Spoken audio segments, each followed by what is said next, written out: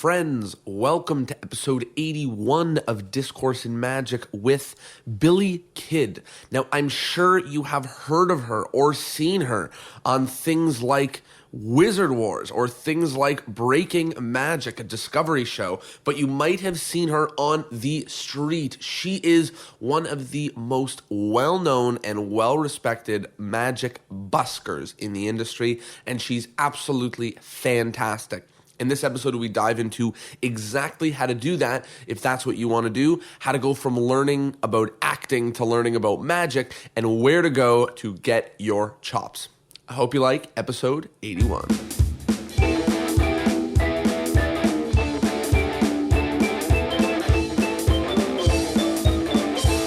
Hello, everybody, and welcome to Discourse in Magic. My name is Jonah. My name is Tyler. And we are here with a very, very exciting guest.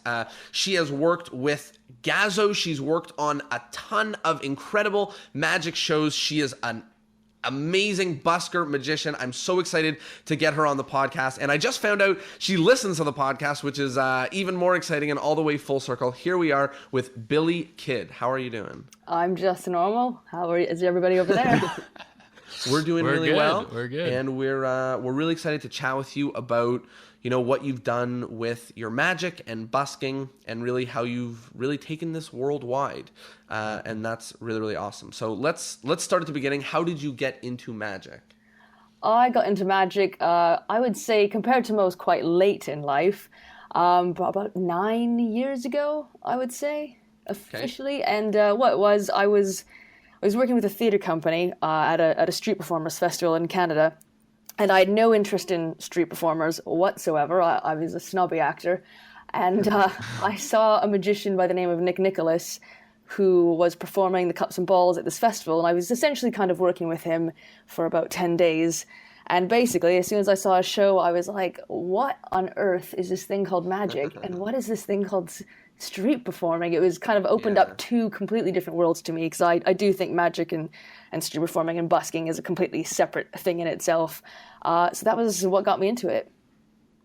And so what was your background before then that you were so hands-on into those sort of performances? Well, probably as far back as I can remember, probably like since the age of 6, I've always known I wanted to be an actor. And so I was very meticulous and disciplined. I basically kind of constructed my entire childhood to make a living as an actor. So I started out in Canada as a child actor. I worked with lots of professional theatre companies. Anytime anyone needed a kid actor in their show, I would be there. I'd be auditioning, and basically that's all I did for a job up until I saw Nick Nicholas performing at the Street Fest.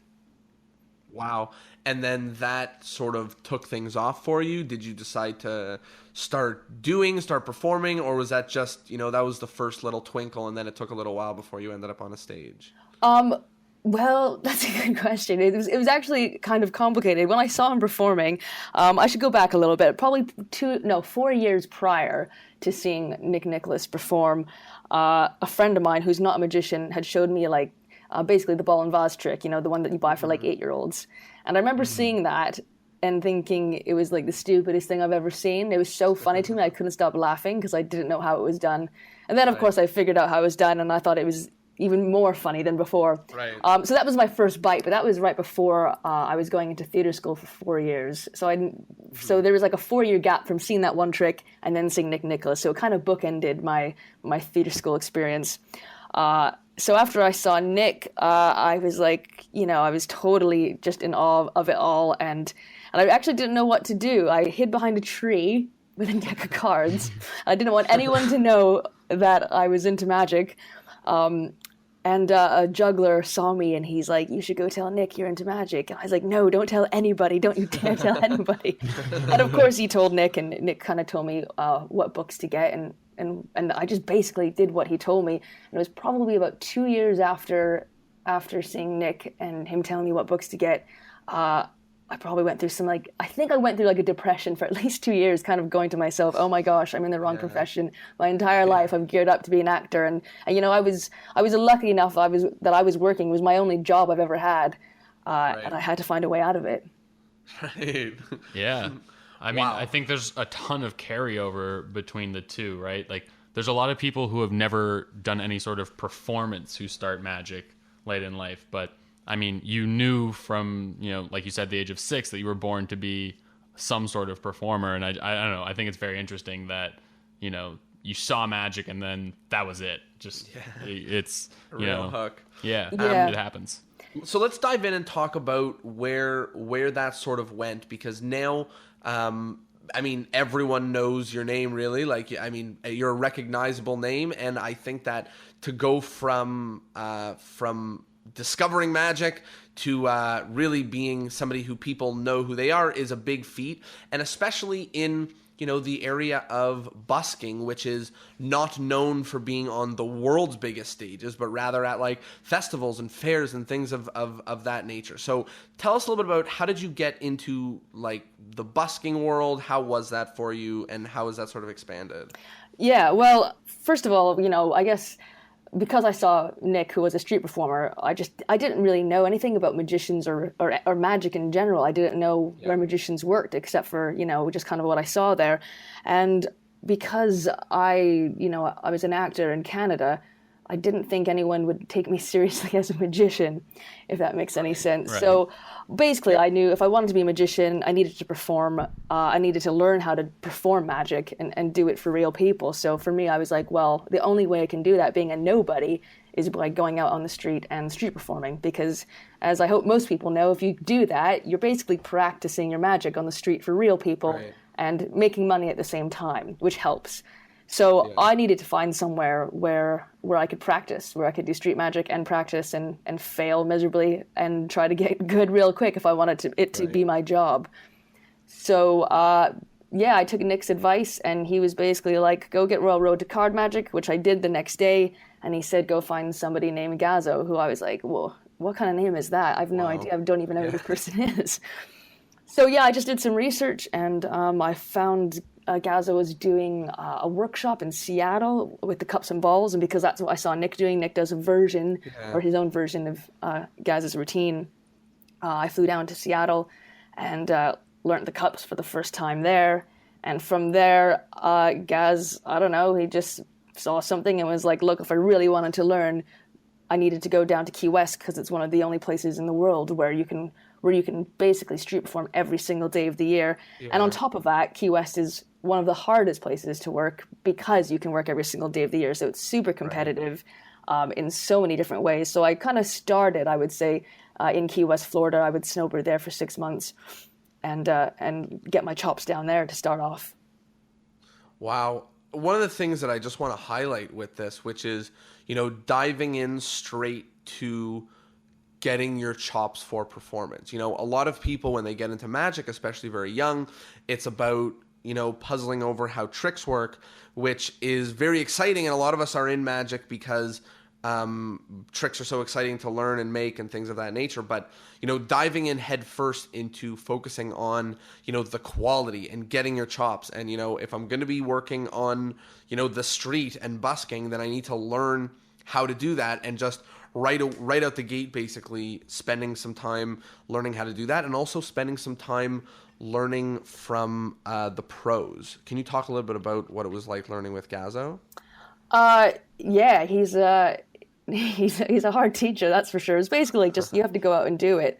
And like you said, I kind of, in my head, when I compare it to my, my magician friends, it's kind of like I've had a backwards process compared to most. Whereas I so wish I had, the in the bedroom time learning about, tricks and all that kind of stuff, where I kind of feel I'm doing the complete opposite. Like that's kind of what I do during my days is I study, I do all the stuff probably that you guys all done as kids. Whereas I did the opposite. I was performing and training and doing all that before I ever even saw a magic trick. So it was kind of a backwards process, but I think it's been working for me in a way. I think it's kind of giving me the tools to learn quicker, I guess. Yeah, I was just going to say, it doesn't seem backwards. It just seems more direct. Like you were thinking about magic as a career from the get-go and not a pastime, like most, young magicians start off thinking of magic that way. Yeah, and I think also because I never had a period of, I'm going to practice, I'm going to work on routines, and then I'm going to go out and try to make a living. Because I chose street performing first, as an outlet, you could say it gave me the opportunity to be living off of magic straight away, even though I was a complete beginner and knew absolutely nothing. And do you still, make most of your living street performing, or have you moved onto bigger and better projects? I mean, I know the answer, but talk a little bit about it.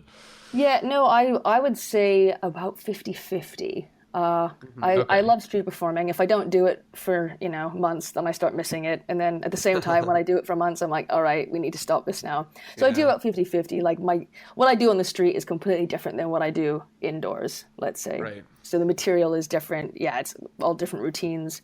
So it's because they're just different environments, really.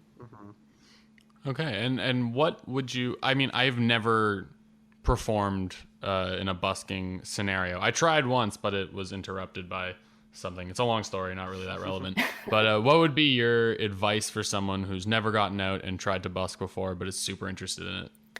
My advice would be, I mean, it sounds kind of cliche, but really you just have to go and do it. It's super vulnerable. It's super scary. Because really the hardest thing is trying to get people interested in you. Getting those first few people to stop, I think, is the hardest thing to do. And then keeping them interested as you try to get more people to stop that's really, I think, half of what most street performers do. If you ever watch any busker, magic or juggling or whatnot, and if you're there from the very beginning, it's really interesting watching, because a lot of people will be like, why don't they do anything for the first 20 minutes? And they're doing, basically it's like a formula that you kind of learn and adapt your show to. What they're trying to do is gather a crowd that's big enough for them to begin the show. Yeah. But of course, there's really two skills required. There's the gathering of a crowd, and then there's the doing of the show, which is what makes it such a daunting environment for people to take on, where usually your first time on stage, you just go do the show. You don't have to bring the audience too, right? So there's almost a lot of nerves for that, because what do? You put down a hat and start yelling. You need to know almost what that formula is, and you need to know that you can't just start doing magic for nobody. You have to spend time drawing the crowd and things of that nature. So I think that might be a lot of the parts that are hard for people to start busking. But I feel like buskers have the best, really one of the best connections with their audience compared to any other, because they have to get them to stop and stay, which is so different than in a theater when they sit down, they sit in the seat, they're there for the hour. You can't even see their faces because of the stage lights. You know what I mean? Yeah, so I don't know. I think I have a great respect for people who got their chops through busking, because it's very quick learning what's right and what's wrong, because you're winning people over in the minute, in the moment, to see if it's successful. And it also kind of shows you how strong of a personality you have to be for them to actually want to stop before you actually do anything, any kind of trick or magic for them. So yeah, there's a lot of psychology behind it. And also because you're on the street, I guess, unfortunately in society, people might look down upon that. They might consider you a beggar in some countries. Right. So yeah, you kind of have to educate them and train them. Whereas in the theater, the audience is already paid beforehand, so they're already expecting you should be good, which sometimes is actually the opposite. How many times have you paid for a show and it's shit? Oh, sorry, I can't spoilers. I don't know if I should. I'll watch it. Say whatever you want. Okay, great. So let's talk a little bit about that. I mean, obviously being enthusiastic and charismatic and having a character is important and critical in busking. What can somebody do if they don't really have that sort of identity? How can somebody start finding something like that, having an identity, having a character, having a charisma to get out there? Well, I think in that regard, it's so hard, because I know, we read in books and stuff, and we're always told, oh, you guys, you want to be a good magician, go and take an acting class and all this, and there is truth to that, but it's way more to it. I think, you really have to know who you are as a person without the magic. You have to know your strengths and weaknesses. You have to know your isms. You have to know so much about yourself to put yourself in that vulnerable position and go, okay, how can I highlight me as a character on the street and get people here, or get them to like me, or whatever that it thing it is that you have, Right. And some people have it and some people don't, unfortunately, and it's funny. I mean, I don't want to sound like an asshole, but when I got into magic, coming from, I guess, the theater world, it was, and knowing nothing about magic, it was the first time I was like, oh wow, this is like watching amateur actors. Even though I'm being fooled by all the sleight of hand and all this, but I remember going to my first magic convention in Las Vegas, and I was like, I know nothing about magic, but I already have a sense of what's good and bad. And I was just watching, just basically, I guess, just coming down to the performance. So yeah, I think you just really have to know yourself. And I know one of the main things that I think I learned a lot was I filmed every single show of mine for like years, like every single one on the streets, indoors, just so I could watch and learn. Because one of the things I learned too about being a magician that I never learned as an actor is actually how to talk directly to an audience as myself, because it's the first time I'm not playing a character really.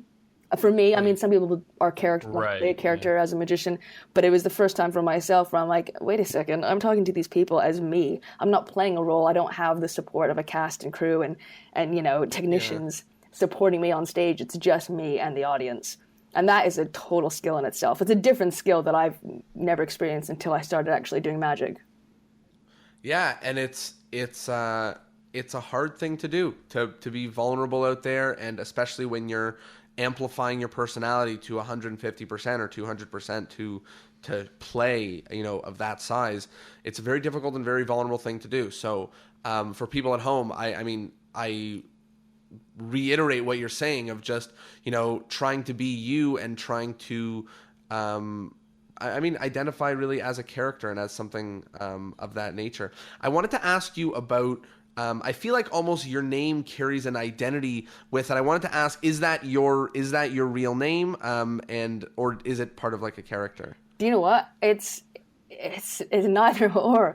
I can't actually remember even how I started being called Billy Kid. I think when I was first starting to street perform, and this might be because of cash, I don't know. Someone else, I don't even know if it was Gaz, but someone else was saying, yeah, you shouldn't use your real name maybe on the streets. Maybe because I was working illegally in America.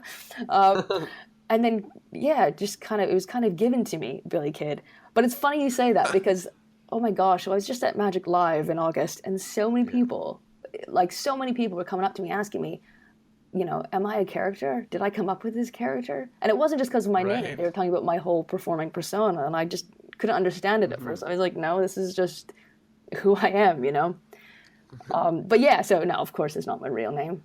But it's kind of okay. Well, that was why I asked, and I really even did mean that part about the character, because it almost it's like a package deal, like you are very much this character that you're representing, and I'm not surprised that people are asking is this how did you come up with this? You're like, no, it's me, right? Yeah. But it's because it's such a powerful character, it's one that people are seeing as a character and not just as another magician doing another trick. So.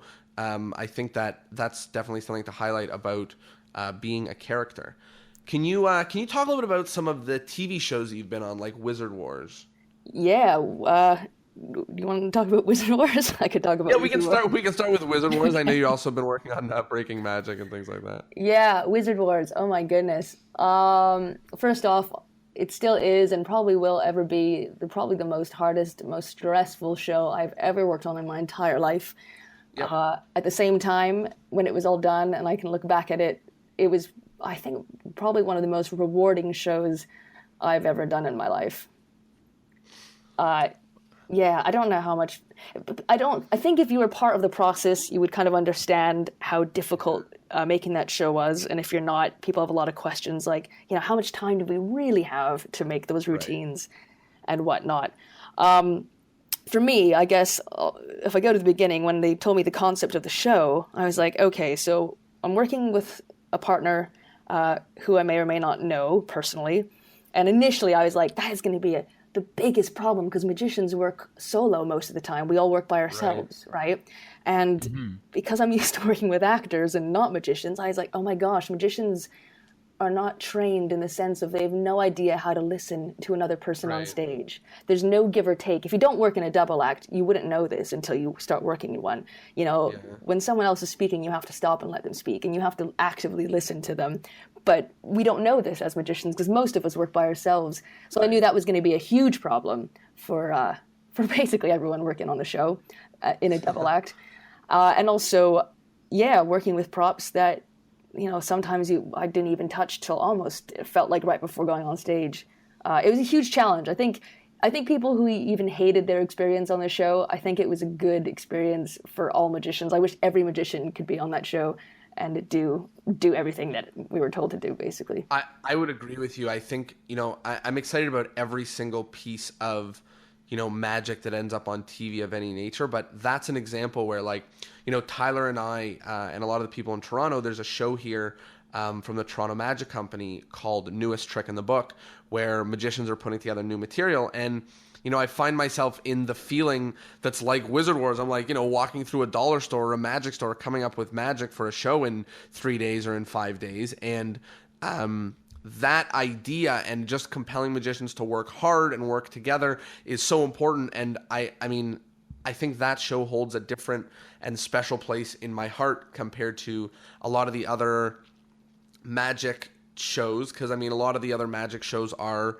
glorified talent shows where people are doing their act, which is awesome, and it's great to see magic acts get on television that size. But I love that we get to examine what magicians being creative is like. It's such a big part of what we do, and to hear that, like, it's obviously the finished product looks amazing, but to see that it's as stressful as it would feel, like, we know when we have to create a trick in a few days that it's like, rip your hair out stressful, and even more so that it's with a partner on television. Yeah, and I think what I loved about Wizard Wars 2 from a viewing audience perspective, and I don't think there's been another magic show that I can think of that did this. I think for a viewing audience, why they loved it so much was because it's the first time, without exposure as well, where the audience can see the creativity behind magic. You can see two different competing groups doing completely different routines with basically the exact same props. So it does show that creative process without exposing anything to the viewing audience. And I think that was really exciting for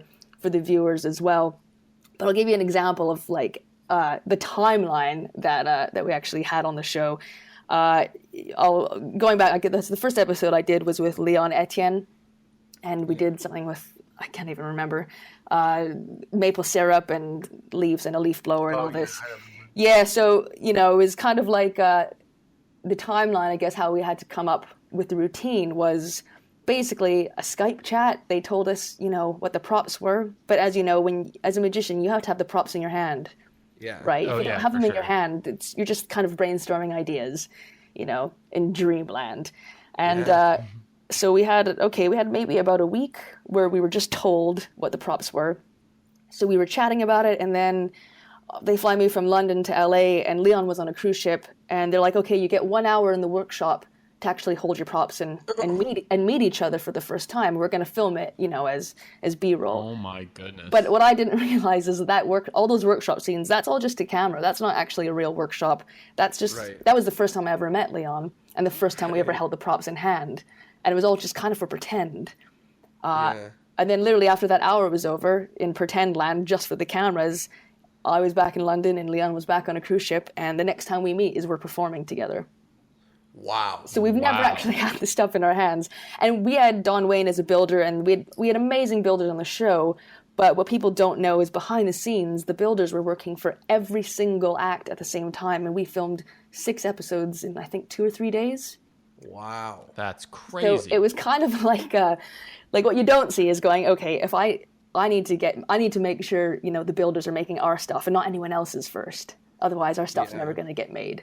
It was kind of like a fight. It was kind of like a war, like a it was wizard war. Well, you don't see. So could you imagine being a builder with 30 magicians going? Like, don't make my thing. Exactly, and so they're trying to build this under a really tight timeline.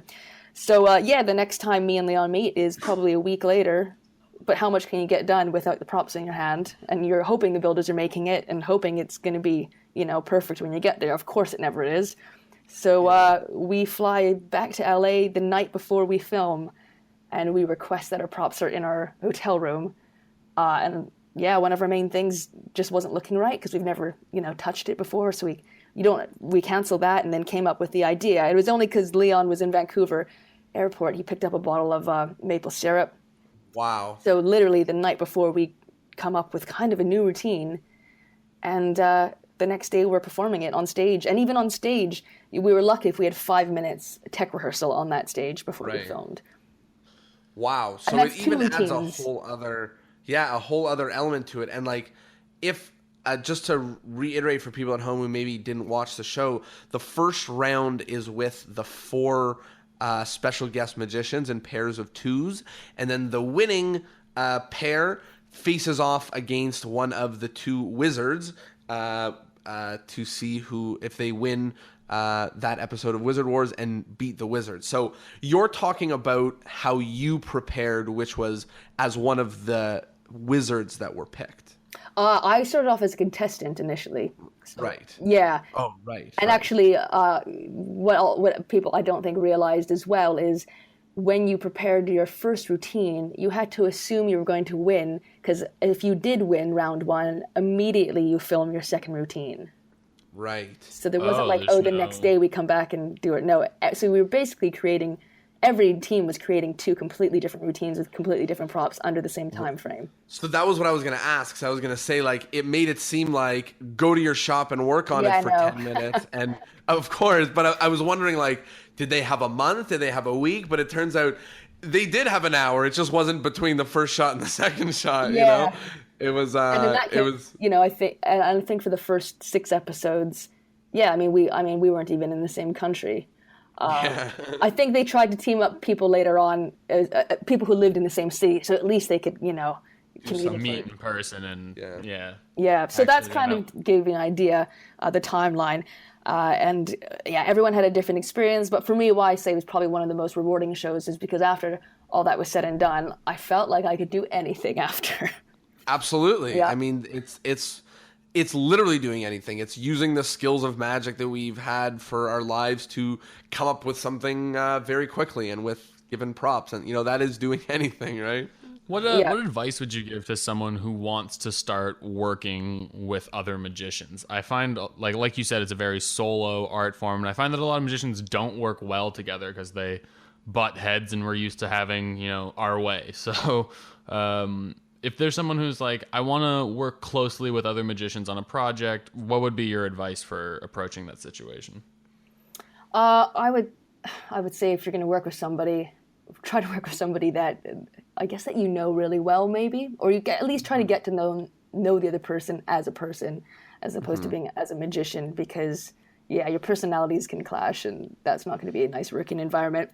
And also, just like, it's a simple thing. Like I've said it before, just film every show you can if you're working with somebody, because that's when you can go, you know what, I stepped on your line there, you stepped on my line there. Why is that? It's probably because we're not listening. Do you know what I mean? Because we all have our own egos. And that's really important. You can create things together by knowing each other's rhythms. And that is, for me, because I actually started to work, when I first got into magic, a friend of mine was getting into it as well. So we actually used to do kind of like a double act together. And Right. that was probably one of the most funnest times I've ever had learning magic, was with learning with someone. So we could riff off of ideas and stuff. And he was like, one of my best friends as well. So that actually helped. Yeah, I mean, one of the things in magic, almost to a counterpoint to what Tyler was saying, but on the same vein, is just, it is so much fun to work with other people. And it looks like so much of your career has been working alongside some of the greats. I mean, even if just in a public light, I mean, I know a lot of the busking isn't with a team or anything like that. But I mean, you've been on great shows, you've worked with incredible people. And I know for magic, I don't remember. I heard in a video recently, I forget of which person said it, but it was, if magic is a solo thing for you, then you're doing it wrong, which I really loved, because I feel like I learn from so many people, I work with so many people, and I would only wish that upon other people in magic. I would never wish for this to be an art of solitude. Yeah, and it's funny because, which is I think why I love doing television shows, with other magicians, is because it kind of reminds me of being an actor, funny enough, because that's, I think, the thing I miss the most, is working with other people, in a collaborative environment to create an end product at the end of the day. you know. Yeah, it feels so good. Oh, it really does. Like I love it. You know, even if you're just working behind the scenes on someone else's show, there's just something so nice about working with other people, and I think you learn faster as well. You learn quicker, you learn faster. There's just more brains in the room that you can riff off of. Whereas, if you're working solo, yeah, it's kind of you and the audience. You're learning a lot about yourself from your audience. But yeah, if you have an opportunity to work with other magicians, definitely go for it. Yeah, I agree, and you really get to take advantage of that hive mind. You get to work with people. We all get into magic through different things, whether you got into magic just to book gigs, or maybe you got into magic because you love the puzzly aspect. It's good to have both of those, types of people on your team, and people of different backgrounds and things of that nature. So I definitely advocate for working with a lot of people. Let's talk a little bit about this Breaking Magic. It's an awesome series that again has you working alongside other incredible magicians, bringing magic to the world. So can you talk a little bit about that? Yeah, Breaking Magic, also known in some countries as the Magic of Science. It was a Discovery Channel show that, I don't know, it's aired in so many places. I don't even know where it airs, to be honest. So essentially what the show was, it was basically a science show where, they would take very basic kind of science experiments that you might learn in school, but they wanted it to be cooler than just, a scientist in a lab coat with, glasses and fuzzy hair teaching kids about science. So they got a few of us magicians together, and basically we tried to disguise the science into what looked like a magic trick. Right. And so it was basically a very educational show. It was a tricky show because, I think within the magic community, some people are like, oh no, you're exposing magic, and, Right. and also the name doesn't help as well because they called it Breaking Magic, Right. which was a riff off of Breaking Bad at the time because it was so popular. Yeah, so there was some slack on that, but I love it. yeah, we did. We had a great team of people working on that show, and yeah, I got to learn a lot about science because I'm academically stupid. I'm the first to admit, but I felt really smart on that show. But you know what? It's almost funny, and it's almost a good testament for people at home that you could end up on a show about science going through acting and magic, and and it's like you can end up doing big, incredible things in an area that you would not have even fathomed, because that's not what you studied, and that's not what the background is, but it's where and how you end up sharing magic with the world. So Exactly, and cool. I think one of the reasons why I even got that gig is in the audition. I told them straight up, I was like, "Look, I'm so shit at science, you have no idea. It is the one subject in school I literally cheated my way through. I had so many ways of cheating, and science was definitely one of them. I'm pretty sure that's why I got that gig." That's hilarious. Yeah, I think it's really exciting to see magic coming into the TV world, and not just in the America's Got Talent sense. You know what I mean? Like it becoming a part of other topics of pop culture. One of the questions I mean, it's going back a ways. Just I didn't get to ask it during our busking portion. Was when you mentioned getting people to stop without doing anything. I mean, maybe you can't give away your method, but I've seen some footage of you performing, and it doesn't look like you have too much of a setup. Like there isn't anything super visually grabbing them and drawing their attention. It's more just sort of you. So what would you say is a good starting place for someone to gather a crowd? Well, basically, for what I do is I've learned to talk to myself quite good, actually. Yeah, I mean, if I'm doing a table show, I got a table in front of me, and I'm basically talking to anyone who might be walking past, whether they're listening to me or not. I don't know. But eventually, one of them will stop and see what I got to do. So at that point, I got to think fast. Okay, what trick am I going to show them that's not too long, that's visual enough, that'll make them stay, that hopefully I can use that person as an anchor and get more people to stop because of what I'm showing them. So you learn to stall a lot. You learn to okay, how can I drag this out in an entertaining way so this one or two people will not leave right away? Because that's what's going to get me my crowd initially. Because I'm not really standing there doing like card minute, but trying to get people to stop. I think that sometimes looks even stranger. but I just talk to people really, and I just see when and if they'll stop, and then I kind of, use that motivation to gather my crowd. And sometimes I don't even my street show that I do at festivals and whatnot. I don't even use a table anymore, so I kind of just have nothing. It's just me. Yeah, and it's like you said before, one of the things about performing on the street is, especially, there's no identifying features, to set you apart from a random person on the street. The identifying feature is the crowd, or oftentimes like the outfit or things of that nature, but really like the crowd is the identifying feature. So bringing that crowd together and using whatever toolbox you have to bring that crowd is what's going to make people stop. It's like the biggest catch-22 of busking, is like, it takes a group to have a group. Exactly.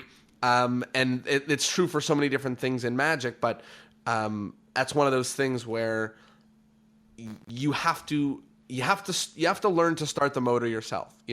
Like performing is one thing, but you do have to learn to bring that crowd together, and that's a good place to start. I go out there and start working on bringing that crowd together to do a trick, I think. Just like, because otherwise you're just standing there doing magic for yourself. Exactly, yeah, and it's also what you learn on the streets, which applies to, when you're working in a theater for an indoor audience as well. I've learned is that, you might get a crowd, but they might not be the best crowd. They might not be the right type of crowd. So you also learn what do I need to do to change that crowd into becoming the crowd that I need them to be for the show to work, Right, you have to train your audience. And it's the same for indoors as well. Like, sometimes you walk on stage and you're like, ooh, this one's going to be tough, so how am I going to change this? And you got to do it quick. You got to know literally within the first 5 or 10 seconds what that's going to be like. So, for jugglers and stuff, sometimes it was a bit easier for them because they can light a big torch, with some fire, set it on the ground. People are like, oh, what's that? Fire? Or a giant unicycle. You see street performers, they set up their stuff at the beginning of the show really kind of slowly, not really doing anything, but that is also part of the crowd gather. If you watch them and really study them, you'll be like, okay, they're setting things up in a really kind of long way without doing anything, but they're talking to people at the same time, gathering the crowd, or they're using music. Music is a pull as well, but I would suggest, because of certain different laws and rules and permits, try to learn how to gather a crowd without using music, I think that's a good piece of advice. And also, like, you don't know when you're not going to have a plug or a speaker. Exactly. Or amplification, right? Or maybe you're not allowed to use amplification. So you really got to learn your chops. And also, in going back to, like, I guess one of the pros of learning how to do magic on the street or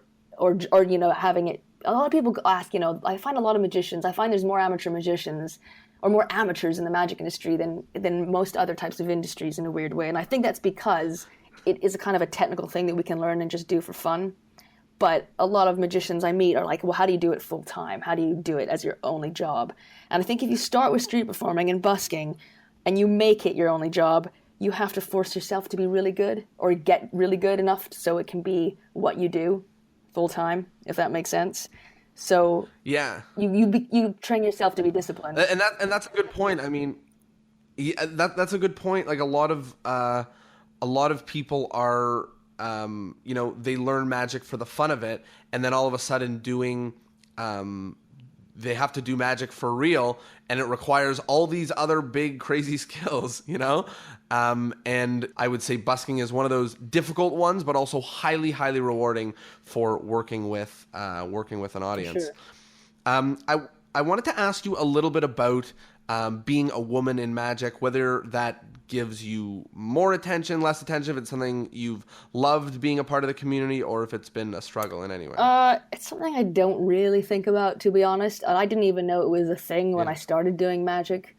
It just never occurred to me it was a thing. I think, obviously, I know now in the magic world, okay, there's not a lot of us, so I think there's more attention within the magic industry in that regard. But I think in the real world, I don't think anybody really cares, to be honest.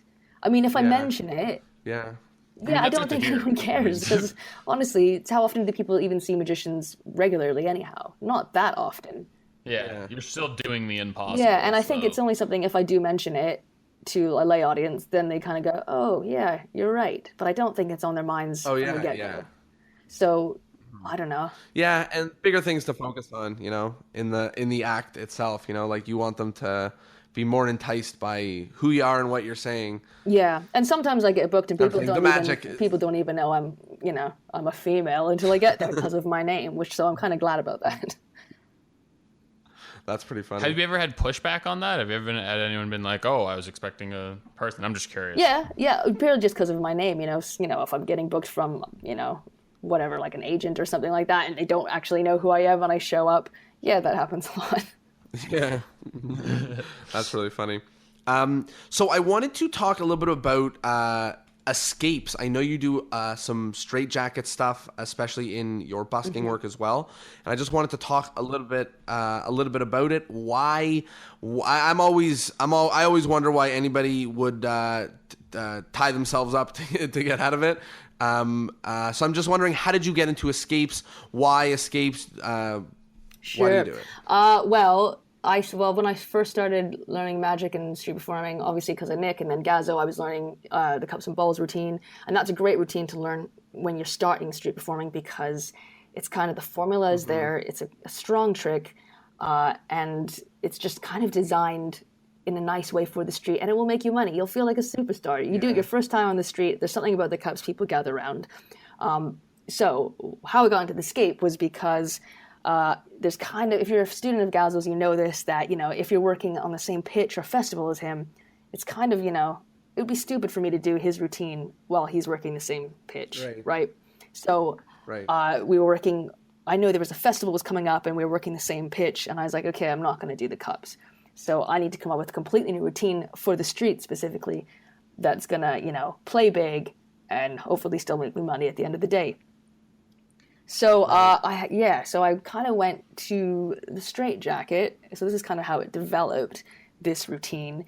So I had a straitjacket and was like, okay, it packs small and plays big, so that's a plus. Which is as a busker. But I have to escape it. That's So I guess for me it was just like, okay, but technically I could escape out of this in 5 seconds, really, as some of us know. But so the escape routine to me is more kind of like it really shows off your personality doing something like that. Otherwise, it's just boring. You know what I mean? Like, I don't know. I hate watching a really boring escape routine. So I looked at anyone I could find that does a straitjacket escape, and I was like, okay, how am I going to make this different is by not doing what everybody else is doing. So I made certain rules for myself going, okay, I'm not going to use chains as well as the jacket. I'm not going to do a countdown. From 10 or 5, and I'm not going to try to do a trick at the same time as doing the straitjacket. So I set rules for myself. I can't do any of that. How am I going to make it different? And I just took the jacket out, no table, no cups, went out on the street and developed it in a couple of months so it would be ready for a festival. And it was trial and error. It was something that, sometimes I had 3 people watching me on the street. I was like, oh, please don't leave. 3 people watching you tie yourself up in a jacket. There's some embarrassing moments, which were lovely, which were really nice. I wish I had those. As magicians, we learn the most when we fail the hardest, right? Like that's always the learning lesson. From the lows, from the highs. But for the streets, it's a great routine. I mean, because it packs small, plays big. You can get a lot of mileage out of it. I think from beginning to end, my straitjacket routine is actually 10 to 15 minutes long. And that's from getting my first volunteer up, so it takes quite a while. But at the same time, I'm sick and tired of doing it, and I'm waiting for the point where I never have to get into it again. So I've noticed on your website that you've labeled yourself as a comedy stage magician under one of your performance tabs. And comedy magic is something that I think is very different from the world of magic. And it's also the direction I've found myself heading in just as I've done more performing. Was never my intention to be a comedy magician. And now I've sort of realized that's sort of what I like. So what's your take on comedy magic and how it's different from general stage magic? Well, for one, I think if your magic isn't strong enough and the audience doesn't like your magic, hopefully they can laugh at the other bits. Yeah, that's why Yeah, I'm and doing it. vice versa, versa. So you kind of get two little things in one, And I think same for me. I never was like, oh, I'm going to be a comedy magician. I think it's just something that just kind of is how I perform naturally. Yeah, and when you're on stage, what else are you gonna do at the time but make people laugh? There's a lot of exposition. Yeah, in and magic also I too. think even when I'm watching magic, I love watching, comedy magicians. I don't really take it like super seriously. I don't sell myself as a magician that has supernatural powers and this is what I can do. It's just even if I wanted to be that kind of magician, I just don't think I could. So Yeah. I think for a lot of performers out there, I think that's definitely like this. It's a category in itself. And really, it's about focusing on being an entertainer and what that means in regards to whoever you are. And I know for me, I even though I feel like I could share a message with people, I don't think I could be on stage for 2 minutes, 3 minutes without going for a laugh. I just feel like that's who I am. Even in person, I hope to make people laugh that often. So I think it has to do with personality. And as well, there's magicians who are not funny, but that's to their benefit. They're maybe serious and maybe they do try to share that sort of supernatural. Exactly. And it's also, even as an audience, when you're laughing at something that you've seen, it relaxes you another way because magic can be so intense. Yeah. People they know they're watching a magician, they know they're watching a magic show, so they know they're going to be fooled and lied to essentially. So their focus is so different than a normal audience would be watching a different type of show that's not magic. So if you can get those laughs in, it just creates those beautiful moments of relaxation as well. And it just creates different dynamics and vibes to the show, I think. Even if you are more of a serious type of magician or an illusionist, let's say, if you have those little bits of comedy, it just creates. It's very humanizing, I've found. When you're able to make someone laugh, they realize that there's more to you than just a magician. It breaks you become more of a person who is just exciting and entertaining and fun to watch, and on top of that is doing the impossible, which is just cool. Yeah. So basically at this point in the episode, we start the wrap up, which because you follow the podcast, you probably know that means we're nowhere near ending it. We've got a whole bunch of fun rapid fire questions for you to try to give people at home some tangible take home things from the episode. So one of the first ones that we pass on is sort of a question of the week, a question of the episode for our listeners at home. So is there something that you want to ask magicians at home, whether it's to hear their opinion or to get a hive mind magic view or anything? What question do you have for all of our magicians at home? What question do I have for all the magicians at home? That is a good question.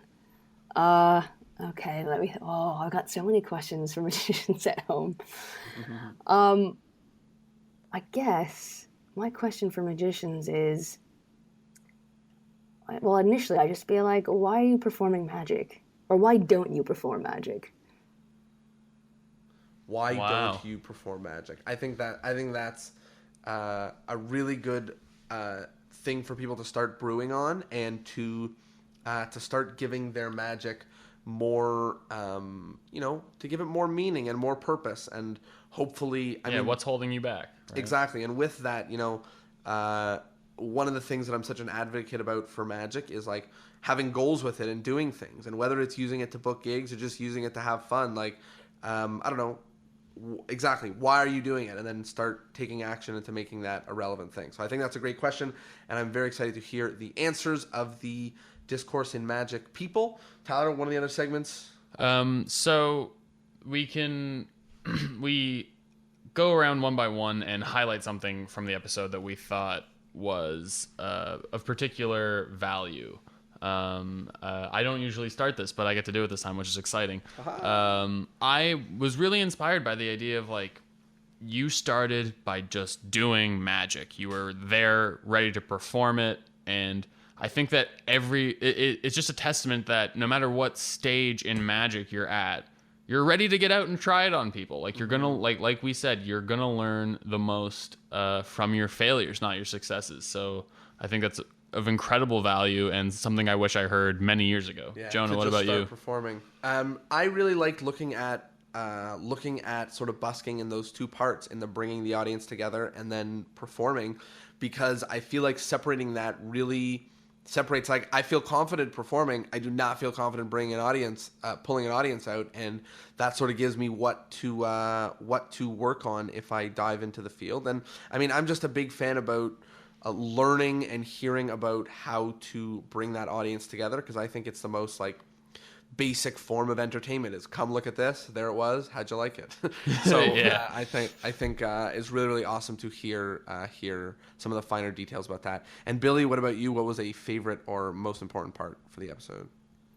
I would say, yeah, just kind of going out and performing, I guess, because, you know, so many, I got friends of mine who even, you know, practice sleights and moves, but they've never actually done it in real life, and I can never understand why we What's the shouldn't do point? that.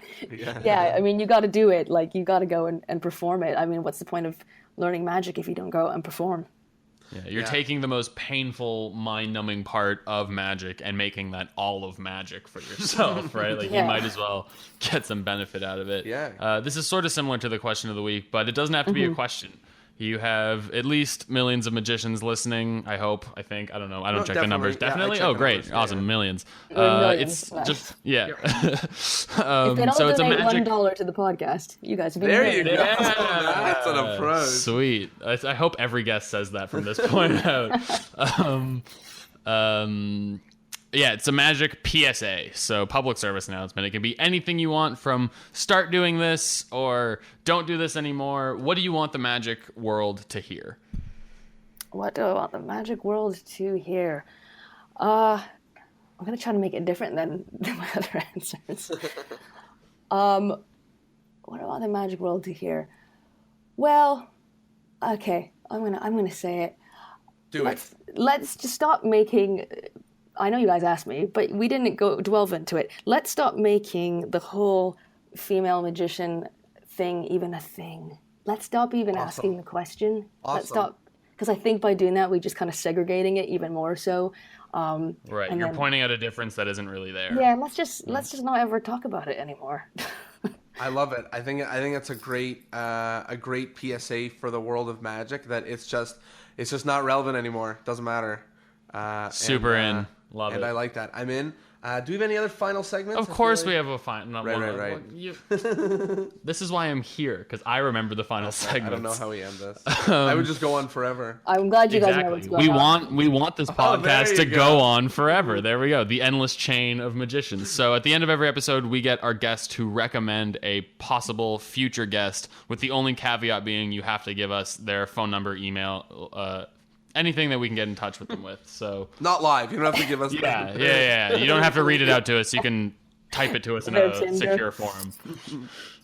Yeah, I would recommend. Is a magician from London named Richard McDougall. I don't know. That sounds like a really familiar name. He should be familiar. He should be more familiar. He is a fantastic magician. He is an amazing performer. He's probably up there, one of my top magicians I like watching. He's one of those magicians where he doesn't even have to do magic, and you can watch him on stage. That's awesome. Total pro. Yeah, definitely. I can give you his contact info. Fantastic. Awesome. And we will do our part to make sure more people have heard of him. Exactly. At least millions. Millions. At least millions. Yeah, exactly. And with that, we arrive at the end of the episode. A big, huge thank you to you, Billy, for joining us. I thought it was an awesome episode, and very exciting to have you on, to come and join us on the podcast. And a big thank you to everybody at home. Time. Yeah, and of course the people at home. Anything left you want to say to the world? Why don't you guys subscribe? Boom! Subscribe. God. There it is. Getting them right in the feels. Thank you all so much, and thank you, Billy. We'll see you all next Thursday. Take care. Thank you very much, guys. Cheers.